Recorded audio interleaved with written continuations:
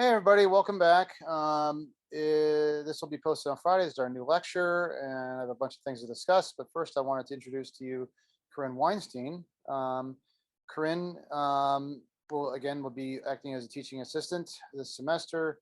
She's a PhD student in media studies program, in the media studies program at Rutgers, and she studies on how stories on television shape our perceptions of culture and social reality. And we'll talk a lot about obviously all platforms of media here, but everything is really kind of adjusted to essentially a digital format and trying to get the information as po- quickly as possible to people.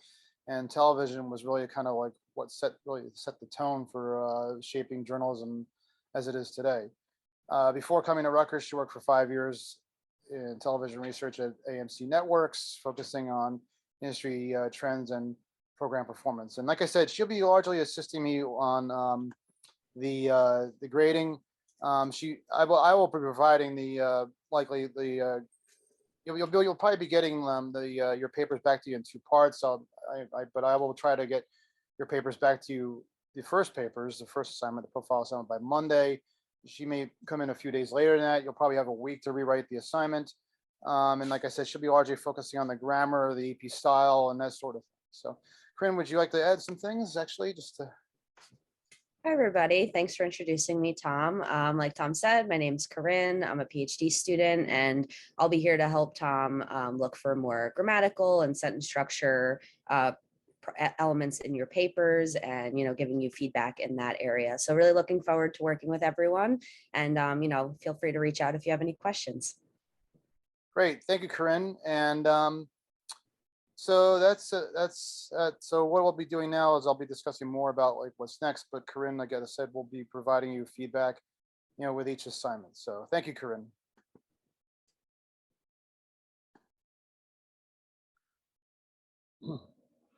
Okay, so let me just get things started also with new assignment. Actually do Monday, so there's a real quick turnaround. You'll have more time to do assignments as the semester goes along. So let me share the screen here. So this one actually again is due at the end of the day Monday. And what I like to do is like to do a go back to basics kind of thing, where we actually just kind of focus on making sure that we understand essentially how a news story sentence is written, and how things should be phrased, and making sure we have correct grammar and that sort of thing, and also understanding the importance of identifying what a lead is. A lead essentially is, again, typically the first paragraph of the story, and it identifies what the story is about. Okay, so what you have here essentially is, and I'm actually taping this on Thursday, so it's go live on Friday, but you have here, you have basically the idea here is just to reproduce and on a Microsoft Word doc this. Don't write headlines. Headlines are different. Headlines are something totally different. What I want you guys to do is write a full sentence for each of these bits of information that's actually given on these worksheets, okay, and write them into what would be first paragraph of a story leads, okay. So I'm just trying to call it up right now. Just waiting for that pinwheel of death here. So anyway, the paragraphs typically are, as it says here, is paragraphs need to be no more than, really the lead doesn't need to be more than a sentence, okay. I wrote here like two sentences, but so anyway, first name on first reference, last on second, okay. But again, this is not necessarily a creative writing class, so you basically have to get right to the point. That's how you work in a typical news story. But the lead is actually typically no more than one sentence, okay.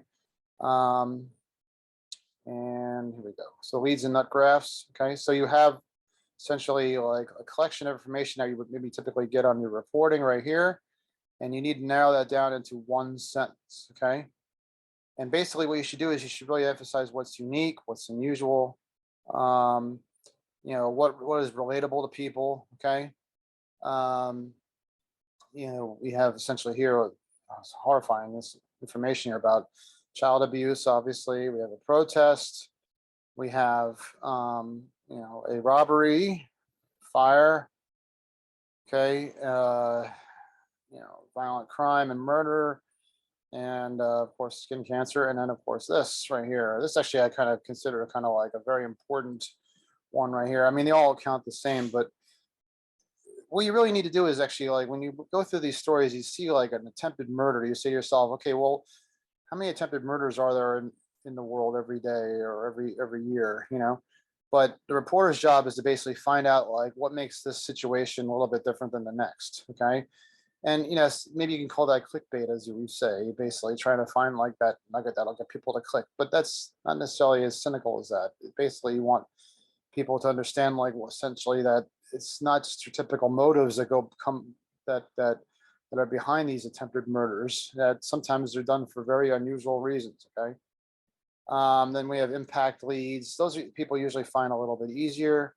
But these need to be full sentences. Okay. Just one sentence and then that's it. Okay. All right.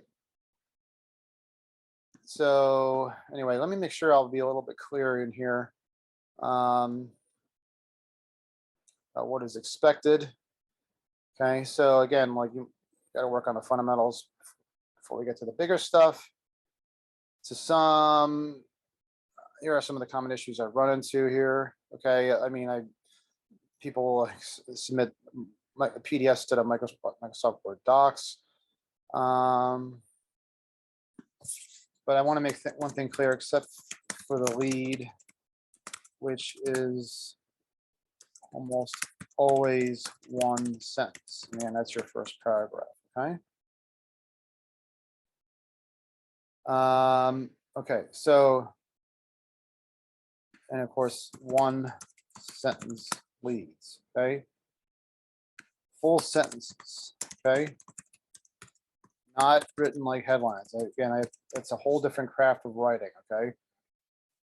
All right.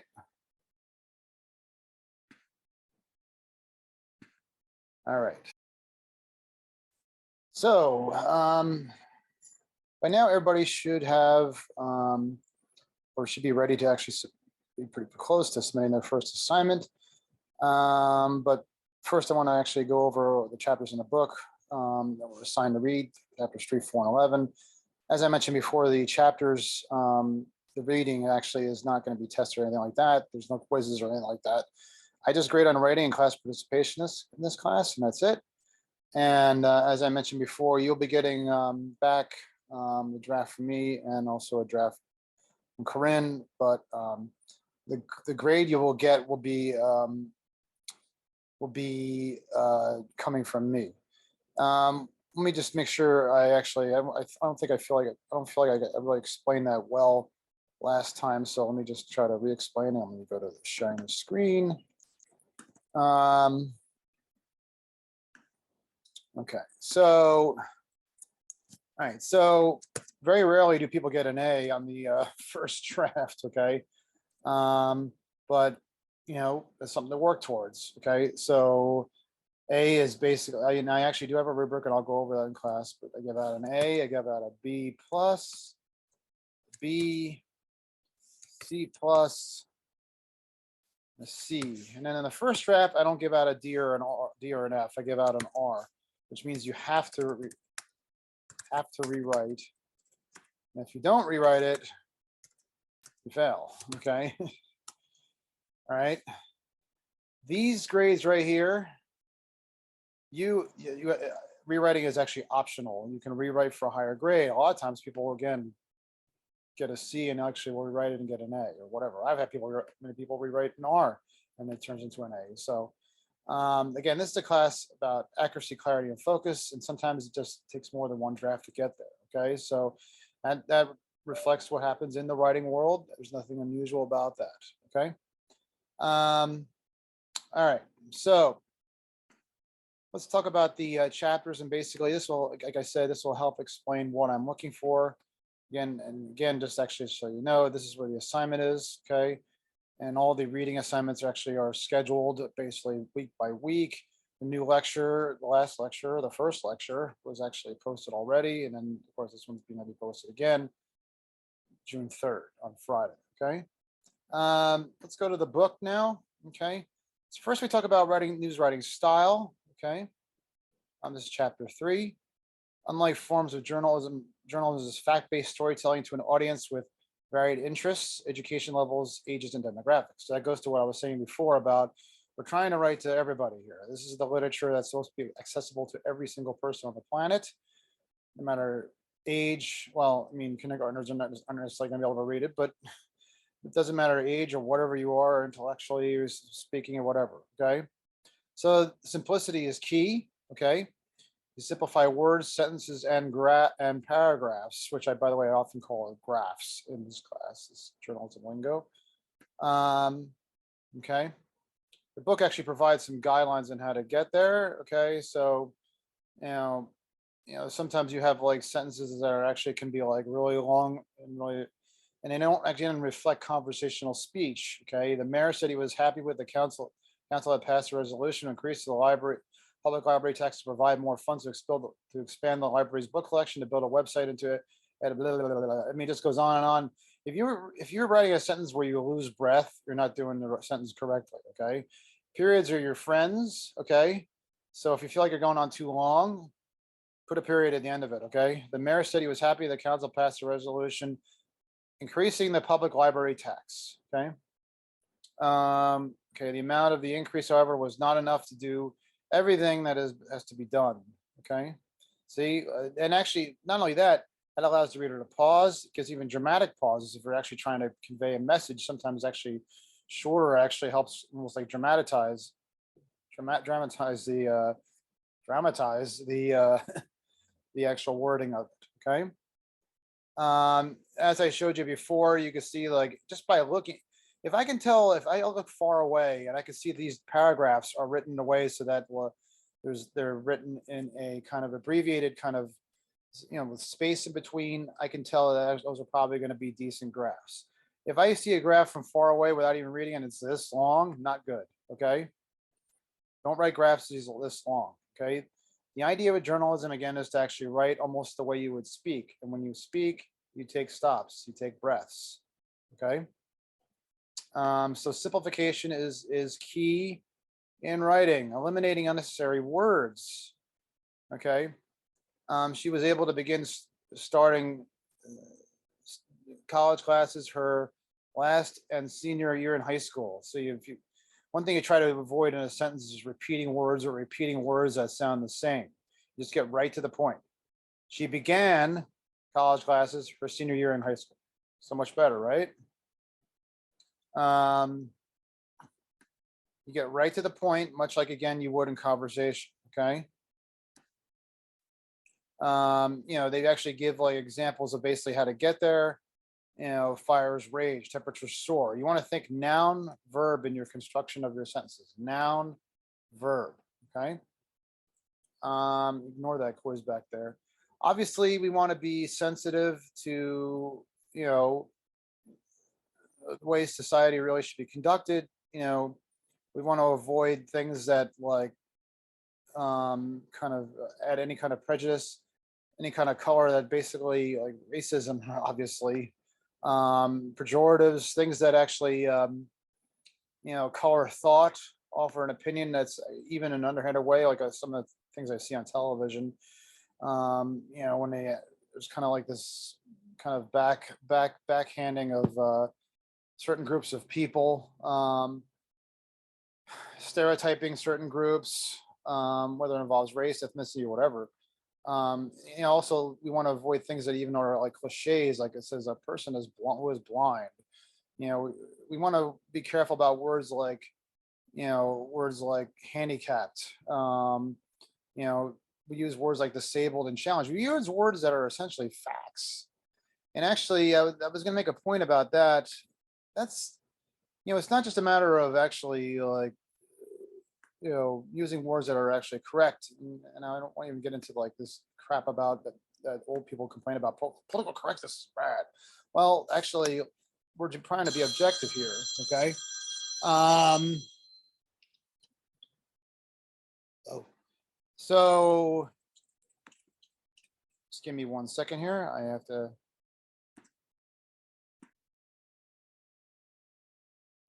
I'm sorry about that. I was actually, I'm actually working right now. I was supposed to be working, but I'm taking time to do this. So, okay.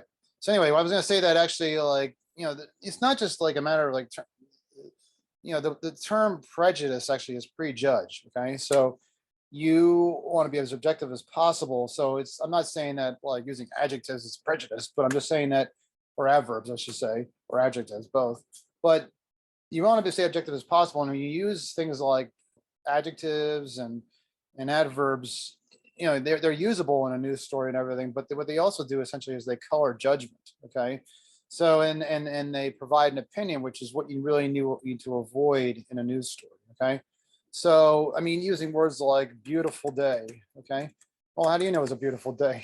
I mean, I've heard people say today, I'm looking out right now, it's a beautiful day, but actually it's rather gray outside. So but what you want to do is when you actually use words like that, you don't want to avoid description altogether, but you be factual about it. You say sunny day, okay, or a cloudy day, all right. But beautiful is a judgment, okay, and you want to avoid judgments like that, okay. This is a story I'm going to show you guys later, and actually, like, I'm going to send it to everybody. Okay, so let's see here. Let's go to the next one. And again, I want you to please avoid all these assignments at the end of the chapter. Okay, so I'm going to go to chapter 4. Okay, the language of news, which is kind of extension of that, the effectiveness of words. Writers sometimes misunderstand the words they use. They fail to express their ideas clearly and precisely. So basically, that's actually comes as a matter of a lack of directness. Okay. In such cases, the sentences may state the obvious or impossible or carry unintended, often comical meanings. Consider these: the patient refused an autopsy. Okay. So you obviously getting into the bathtub, the phone rang. Okay. So you obviously want to like say things. And that's actually another good reason to read things out loud, because when you read things out loud, it's actually, you can actually like hear it for yourself and say like, that doesn't make sense, or that could be interpreted the wrong way. I always tell people not only should like you read out loud, like you're writing as a way to kind of like help you go through the writing, make sure it's clear, but you also want to make sure that you should try to basically make sure that you rewrite what you write. Because, and I always tell people to like write down what you got. And I know you can't really do this when they're a news deadline that's like within a few minutes, but if you have like a week to do an assignment or a few days, what I always tell people is to write what you got and then go back to it a few hours later, because by that point you have a different perspective on life and everything else. Not much of a different perspective, but you probably might have even a different perspective on your own writing, and you'll edit it. And that's when you really become an editor. Okay.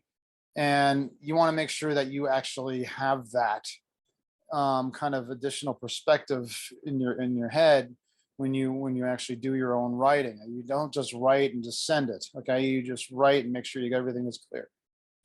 All right. Mastering grammar. I mean, this is some of the obvious stuff, and Corinne's going to be dealing a lot with this stuff. Basic understanding of English grammar begins with knowing the parts of speech and how they're used. Sentences can be either simple or complex. Simple sentences usually include a subject, a verb, and a direct object. The batter hit the ball. Okay. The batter is the actor. So you want to basically have like basic sentences, again, that everybody can understand. I mean, some of this stuff like goes right back to like, what, 7th grade English or something. So 7th grade language. Okay.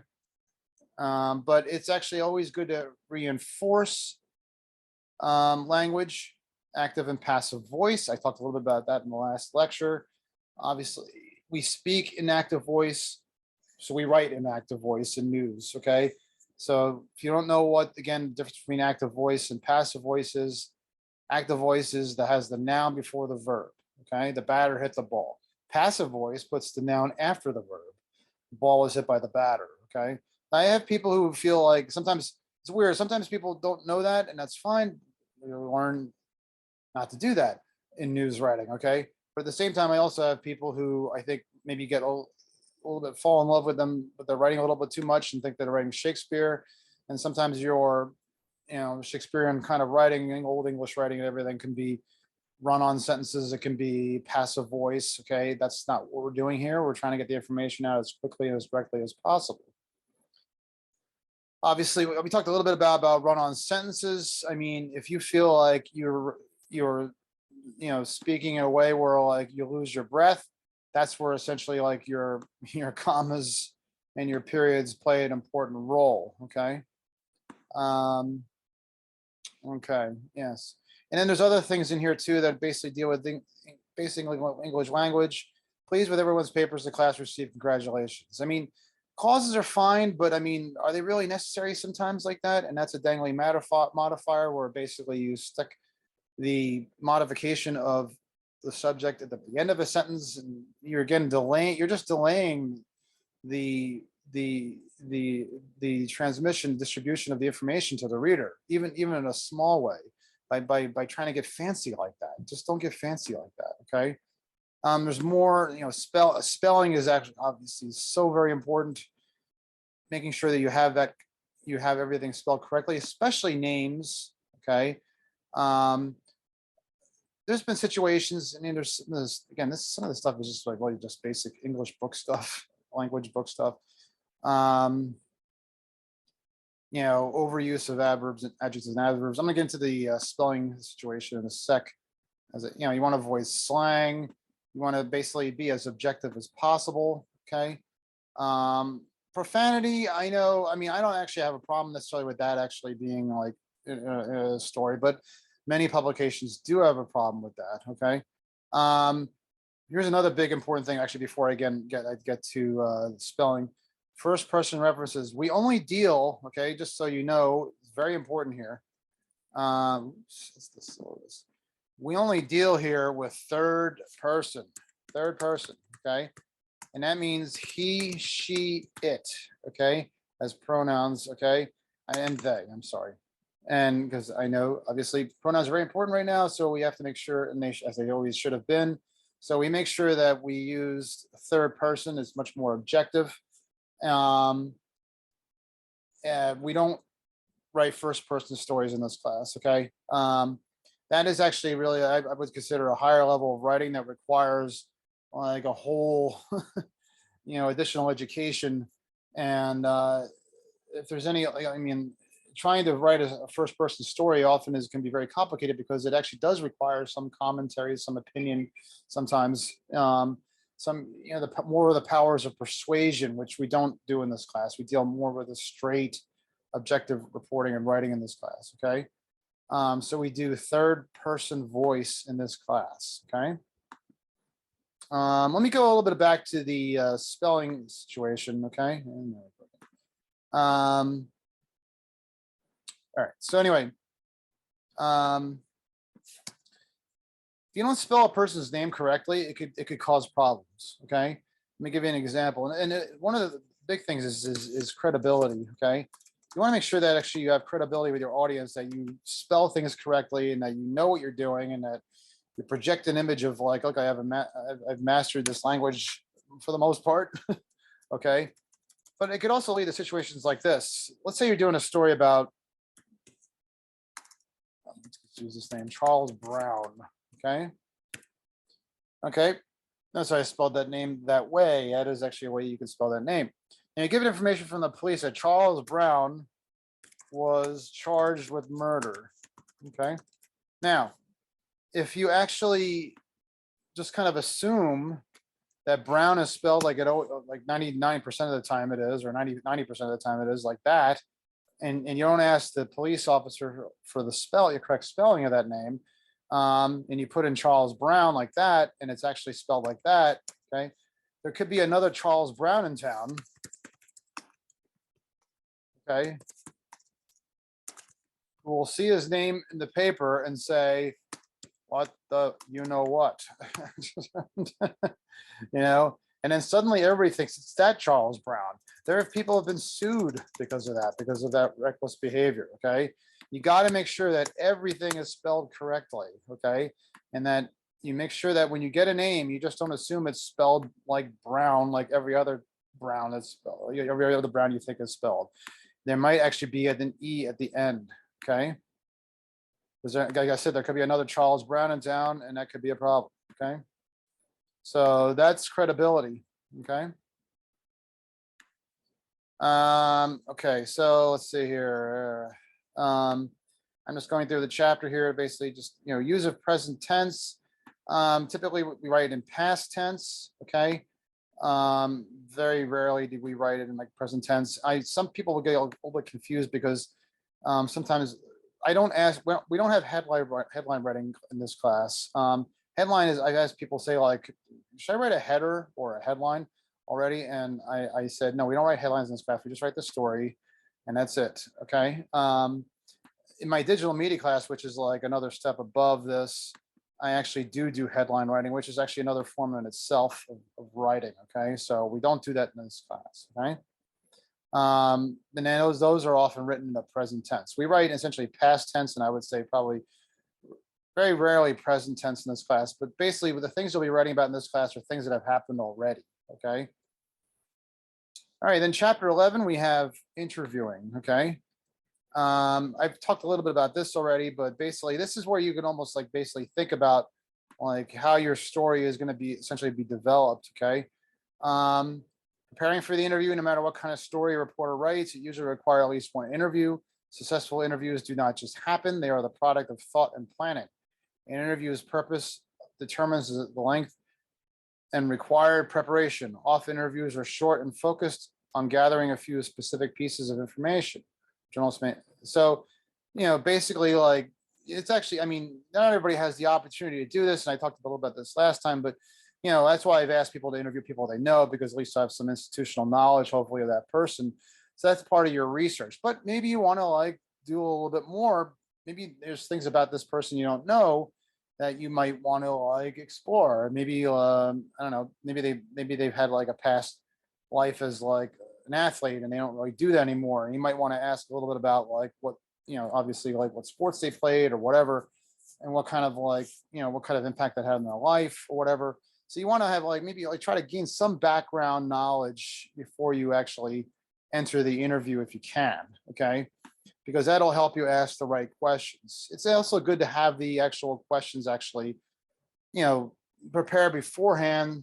But like I said in the last class, depending on how the interview goes, it can often be unpredictable. So you could be basically heading in one direction, suddenly they provide you some kind of interesting nugget that'll force you to shift into that direction, okay? Because that's the most interesting thing about them, most unique and interesting thing about them, okay? Information reporters see, facts, details, including names, locations. So you want the who, what, where, why, when, okay? You want to know who they are. You want to know where they're from. You want to know some of that basic stuff. That may not necessarily be the theme of your story, okay, where they're from or what they do or whatever, okay? But you want to get as much of that information, biography information as possible, but you're not writing a biography, you're writing a news story about what makes them unique. You want to try to get a chronology of unfolding events, but remember what I said though, the most important thing that happens is what's new, okay? What's new to the people, what's new to them, okay? The interesting thing about that is that with a profile story, and I ask people to write what's unique about them, and this is something you're probably going to hear more from me about in the next couple of weeks than anything else. But sometimes the most interesting thing, or unique thing that happens to people, something that maybe happened a long time ago, okay, maybe 5-10 years ago or something. And so how do you do a profile when that's the situation? Well, what I always tell people is that, okay, so you can write about that unique, interesting thing that happened about them. Like, I don't know, they fell off the log flume in Walt Disney World 10 years ago or something like that. But you want to basically still have a story that's about now. So that story is basically, okay, so what kind of impact has that had on our life? Okay. That's how you would try to update. You try to bring that thing that happened a while ago to now. Everything, you try to bring everything that happened in that person's life everything that happened in a news event, whatever the news story, to now. Okay, the most latest important information. So if there's a situation like that where maybe I've had people write about people who broke their legs like 5 years ago, and they like basically had to change and that was like a big deal to them. And then I say to them, well, is their leg still broken? You know, I mean, what is happening now? Okay, I mean, and then what they'll tell me is like, okay, well, I look back at it, and I found out that basically, um, you know, that person was an athlete, and they actually had to basically give up their athletic career, and then they went and decided to go into plays, and they became like a big theater person, and that's what they do now. So see, there's an update to that. Okay, so there's like a change of life experience, as it turned out. Okay, or maybe it's not even that complicated. Maybe it's even something like it gives them like a better out perspective on life, not to take things too seriously, and that's how they feel now. I've had people write about like loss, a family member, that sort of thing, when they were like 10 years old. Okay. But the story basically is about, okay, now they're 21. How have they dealt with, how are they dealing with that now? I mean, you probably will has some sort of an impact on them now. I've had stories about people who have maybe, moved from another country when they were like 10. Okay. So basically now they're 21. How do you write about that now? Well, maybe they're bilingual, and they basically, try to, take advantage of the fact that like they have speak different languages or whatever. And they maybe have like, maybe that's become like the focus of their career or something like that. Maybe they want to go into teaching or diplomacy or something like that. So that's another thing that you can look at, is basically what has happened those 11 years. Okay, so you look at what happened then, and then the impact it's had now, and that's how you make that story a new story. Okay, all right. It's about context, as it says there. It's important to have anecdotes in a story to basically try to help kind of illuminate. Well, an anecdote essentially is a story within a story. You basically have like little stories that kind of like make up, that act as blocks for the bigger story. It's something I'll be getting into more in the coming weeks. Okay, coming days, I should say, right? Talked a little bit about research, preparing for the interview, but again, I had an editor who always told people to always allow yourself to be, give yourself, always allow yourself the opportunity to be surprised. So you may like not know anything about anybody, or you may think you know everything about everybody, but then once you start interviewing them, all this stuff may come out, and then suddenly there it is. Okay. You see, this almost looks like a pyramid here. I haven't talked about the inverted pyramid yet, but you want to basically think of terms of like almost like a pyramid. Okay. You want to think about like, what is the thing about them that is, again, most important, most unique, or whatever. Okay. All right. So, it talks about different styles of interviewing. Okay. So obviously, like I always tell people that probably the best way to think about it is that you don't want to write down necessarily everything that's being said. Okay, because then you're not necessarily listening or interpreting. And I always use this story as an anecdote. I had a friend who took psychology with me, and another couple other people at Rutgers. And she wrote down everything the professor said, every last damn thing. Okay. And so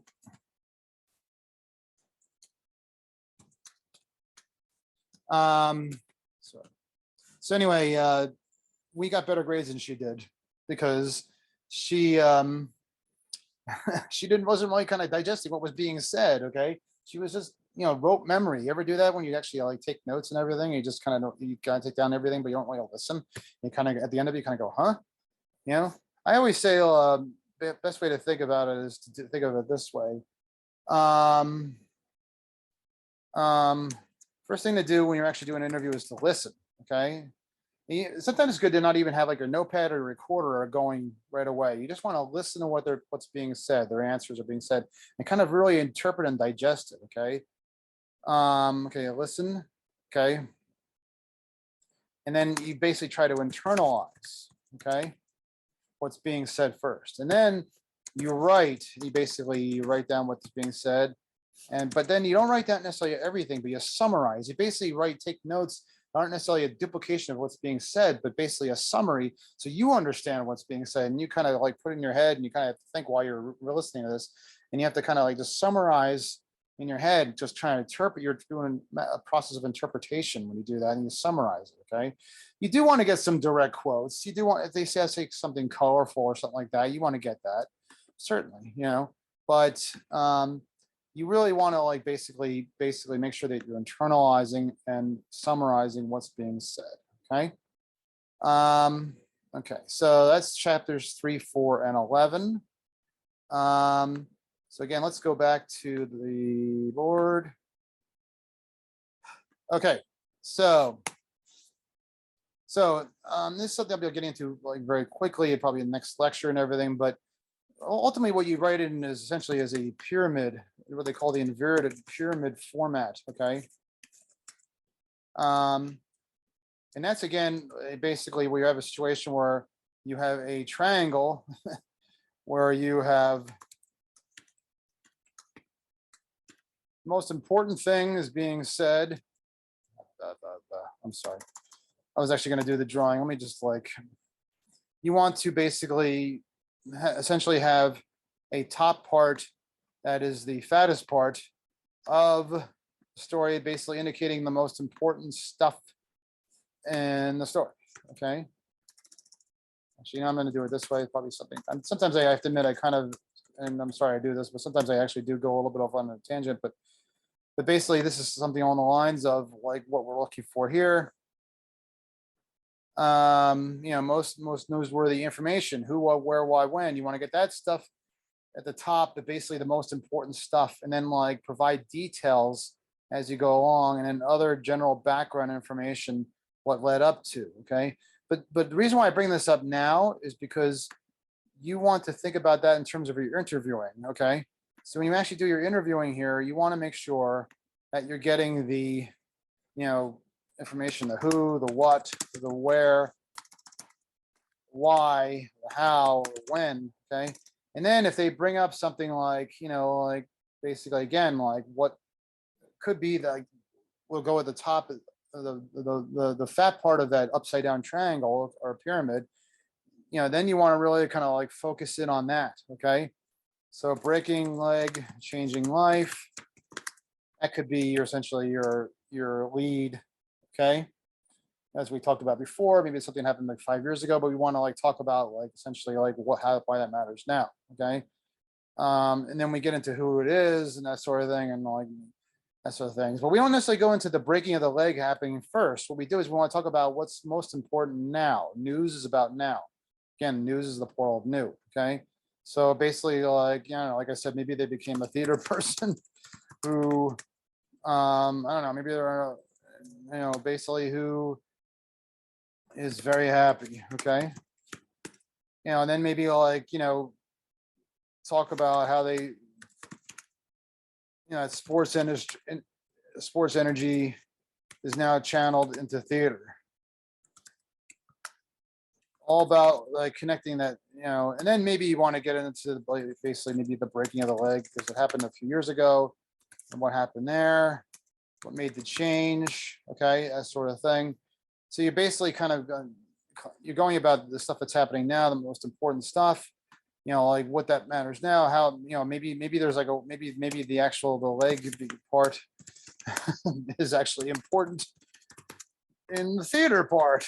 Maybe like there's something about the injury she or he or they use as an effective way of their, utilizing their craft or something, something like that. Okay.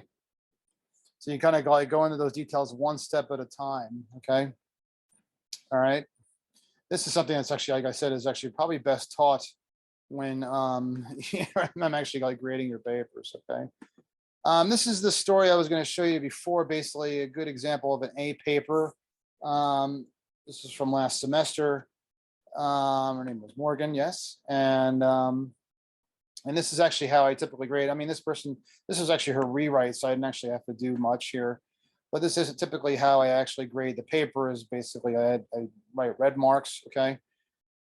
And let's see here. This one was actually a pretty easy one to do. Okay, if somebody's got like I said, it doesn't necessarily have to be something like dramatic, totally dramatic or outstanding. I mean, actually, I again, like one of the stories I like is like when somebody like is working their ass off or something like that on a job, and basically they have to get through school. And I realize there's a lot of people like that, but not too many. Okay, so they're not relying on mommy and daddy or somebody else to like get them through school, and that there's anything wrong with that.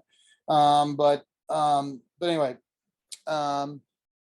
Joaquin Matty of Freshman Rutgers University recently became the first Rutgers student to represent the X-Foot Boxing Company. Is very so this is something that actually happened within a very close amount period of time of the news writing assignment. It didn't happen like years ago or even a year ago, so it was new enough. Okay, but you can see there's a very straightforward sentence.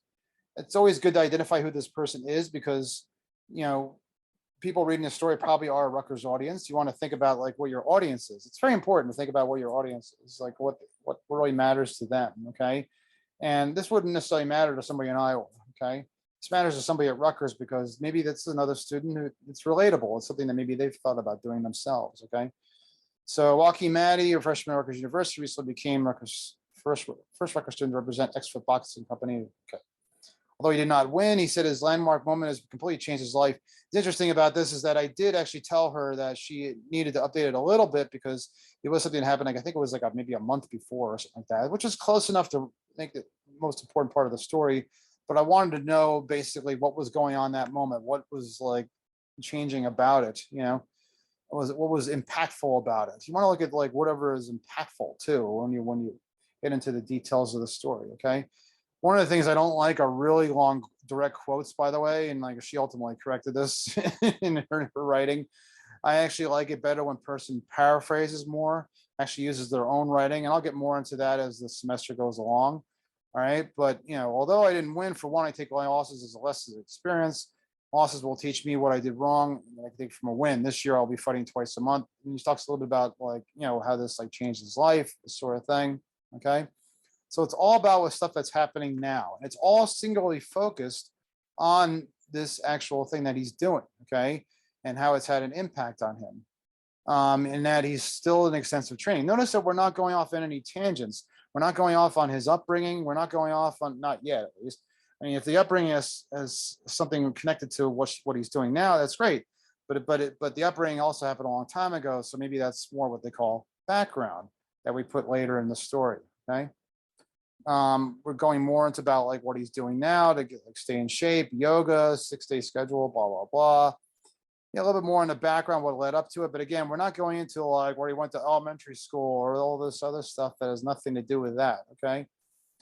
A little bit about like, again, the background that led up to this. He held, basically what happened at the fight. He had depression, why he did it. He had depression and anxiety. That's like a really long quote again. Okay. So again, all singularly focused on one thing. Okay.